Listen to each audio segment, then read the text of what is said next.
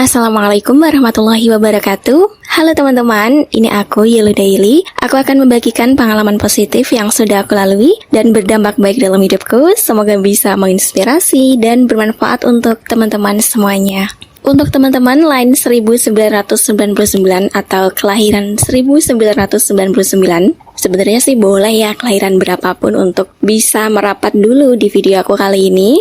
Kita sharing sebentar ya teman-teman. Khususnya buat line 1999, tahun ini officially kita berusia 27 tahun. Aku cuma mau bilang bahwa jangan takut kalau di usia ini kamu belum punya apa-apa atau bahkan ngerasa ketinggalan dari yang lain dan belum terlambat untuk memulai sesuatu. Karena aku pun di usia ini, di tahun ini baru belajar banyak hal yang sebelumnya takut untuk aku mulai, yaitu berjualan makanan dan belajar memasak makanan yang dulu aku anggap susah. Kemudian sedikit demi sedikit berolahraga mengangkat beban. Karena aku merasa kok kekuatan tangan aku semakin sini kok semakin lemah gitu. Kalau nggak dilatih sekarang juga ototnya, nanti pas udah berusia lanjut malah sakit yang nggak diinginkan. Meskipun sebenarnya juga berolahraga ya teman-teman, tapi aku olahraganya cuma jalan pas pagi hari doang. Dan sekarang aku ingin menambah porsi olahraga aku.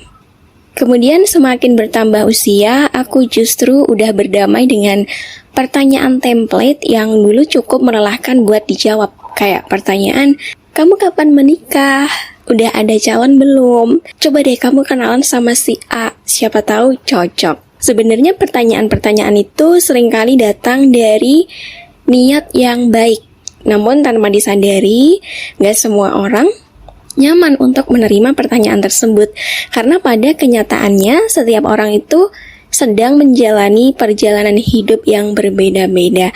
Ada yang sedang membangun karirnya, memperbaiki dirinya, mencari jati dirinya sendiri, menyembuhkan luka di masa lalu, atau memang belum menemukan orang yang tepat buat diajak untuk berkomitmen, untuk berjalan bersama, untuk menaungi bahtera rumah tangga. Tidak semua orang yang belum menikah sedang menunggu untuk dijodoh-jodohkan. Karena menikah itu bukan sekadar menemukan pasangan, tetapi memilih teman hidup yang akan berjalan bersama dalam waktu yang sangat panjang. Maka wajar banget kalau seseorang mempertimbangkan banyak hal sebelum mengambil keputusan besar itu. Mulai dari kecocokan nilai, cara berpikir, tujuan hidup, hingga kesiapan diri. Itu adalah hal-hal yang tidak bisa diabaikan. Karena itulah ketika seseorang menolak sebuah perkenalan atau belum siap melangkah ke jenjang yang lebih serius, bukan berarti ia terlalu pemilih. Bisa jadi ia sedang berhati-hati agar tidak salah mengambil keputusan yang akan mempengaruhi kehidupan selanjutnya atau mempengaruhi seluruh hidupnya. Pada akhirnya setiap orang memiliki waktunya masing-masing. Ada yang dipertemukan lebih cepat, ada pula yang perlu menunggu lebih lama. Dan selama masa penantian itu, yang terpenting bukanlah sibuk mengejar, tetapi mempersiapkan diri. Sebagai pegangan aja teman-teman, kita punya surat An-Nur ayat 26. Allah berfirman yang artinya, perempuan-perempuan yang keji untuk laki-laki yang keji, dan laki-laki yang keji untuk perempuan-perempuan yang keji pula. Sedangkan perempuan-perempuan yang baik untuk laki-laki yang baik, dan laki-laki yang baik untuk perempuan-perempuan yang baik pula. Ayat ini mengingatkan kita bahwa sebelum berharap dipertemukan dengan pasangan yang baik, kita juga perlu terus memperbaiki diri. Sebab jodoh itu bukan hanya tentang menemukan orang yang tepat, tetapi juga menjadi pribadi yang tepat. Pemahaman ini tentu gak datang begitu saja dalam hidup aku. Aku justru mempelajarinya melalui sebuah pengalaman yang cukup berharga. Aku akan cerita teman-teman pengalaman aku di masa lalu. Ini bukan aib, namun adalah sebuah pelajaran yang Allah berikan kepadaku. Pelajaran berharga yang bisa kita ambil pesan moralnya. Jadi beberapa tahun lalu, sebenarnya udah lama, bisa dibilang itu adalah pengalaman Yellow Daily remaja. Jauh sebelum aku benar-benar mengenal diriku sendiri. Jadi aku pernah yang namanya berpacaran. Waktu itu aku masih menormalisasi pacaran, tapi saat ini sudah tidak menormalisasikannya lagi. Jadi pada waktu itu, sebelum aku mengenal diriku sendiri, aku pernah menjalin hubungan dengan seseorang. Saat itu aku merasa kesepian dan berpikir bahwa kehadiran seseorang itu bisa mengisi ruang kosong dalam hidupku. Dan waktu itu juga tangki cintaku belum penuh. Bahkan bisa dibilang masih sangat sedikit. Dan aku mencari kebahagiaan dari tempat yang ternyata bukan tempatnya. Awalnya sih semuanya terasa menyenangkan, seperti kebanyakan orang yang sedang lagi kasmaran, lagi jatuh cinta, butterfly era. Aku merasakannya, aku melihat banyak hal dengan perasaan, bukan logika. Namun semakin lama, akhirnya aku mulai merasa ada sesuatu yang jujur janggal. Aku bertanya sama diriku sendiri, kalau hubungan ini memang tidak menuju kemana-mana, apakah aku sedang menyia-nyiakan waktuku? Akhirnya aku melakukan salat istikharah dan meminta petunjuk sama Allah. Perlahan jawabannya datang, teman-teman. Gak dari mimpi, melainkan langsung perubahan sikap dari orang tersebut. Orang yang bersamaku waktu itu mulai menunjukkan sikap yang selama ini gak aku sadari. Nada bicaranya berubah, sering meninggi. Kata-katanya mulai terasa kasar dan aku terus mencari alasan untuk memakluminya. Mungkin dia lagi ada masalah, mungkin dia lagi gamut kali ya. Dan pokoknya segala kemungkinan denial dari petunjuk Allah lainnya. Entar dia bakalan berubah, kayak gitu-gitulah. Sampai suatu hari ketika aku meminjam ponselnya, aku melihat ia berkomunikasi dengan perempuan lain secara tidak pantas. Dan saat itulah aku tersadar bahwa Allah sebenarnya sudah menjawab doaku dari kemarin-kemarin, tapi akunya yang gak sadar. Kemarin udah dikasih petunjuk, karena Allah sayang kepadaku, Allah ingin ngasih tahu bahwa dia bukan jodoh kamu. Akhirnya dikasih lagi yang lebih menyakitkan supaya aku benar-benar sadar. Dari pengkhianatan itulah akhirnya aku tersadar kalau dia bukan orang yang tepat untukku. Apa yang dulu aku anggap sebagai kehilangan, ternyata itu adalah bentuk perlindungan. Alhamdulillah hubungan itu akhirnya berakhir. Dan saat itu aku baru memahami satu hal. Salah satu hikmah mengapa Islam melarang pacaran itu bukan hanya karena dapat mendekati zina, tetapi juga karena Allah tidak ingin kita menaruh terlalu banyak harapan pada sesuatu yang belum menjadi hak kita. Tidak semua rasa harus dimiliki, dan tidak semua yang kita inginkan memang baik untuk kita. Air mata yang kita keluarkan karena kecewa pada manusia seringkali menguras hati, bahkan kadang bikin sakit fisik juga kan.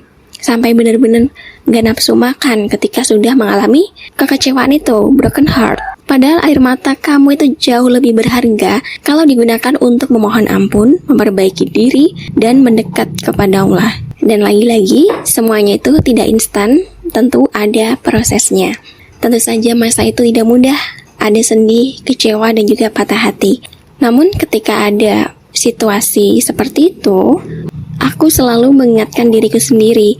Aku melakukan afirmasi setiap harinya bahwa aku boleh bersedih hari ini, tetapi tidak boleh berhenti hidup karenanya. Besok aku harus bangkit lagi.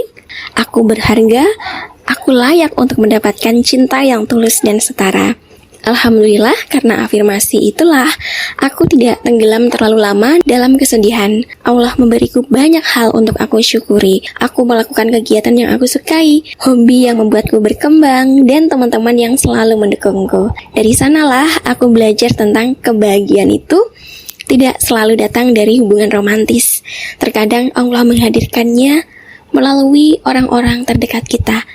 Persahabatan atau pertemanan yang tulus, lingkungan yang baik, atau kesempatan untuk bertumbuh menjadi pribadi yang lebih matang. Contohnya teman-teman, hal romantis yang selalu aku dapatkan dari bestie aku itu seperti bunga yang ada di belakang aku ini. Aku ambil sebentar ya. Bagus gak sih? Bagus ya menurut aku. Ini adalah hadiah bunga buat tantangan dari sahabat aku, Bulan. Mungkin bagi sebagian orang ini hanya sebuah kerajinan kecil, namun bagi aku, bunga ini adalah bentuk perhatian yang sangat berharga karena dibuat dengan waktu, tenaga, dan ketulusan. Aku suka sekali. Pokoknya bestiesku itu pada kreatif dan pintar banget teman-teman. Jadi aku cukup punya mereka.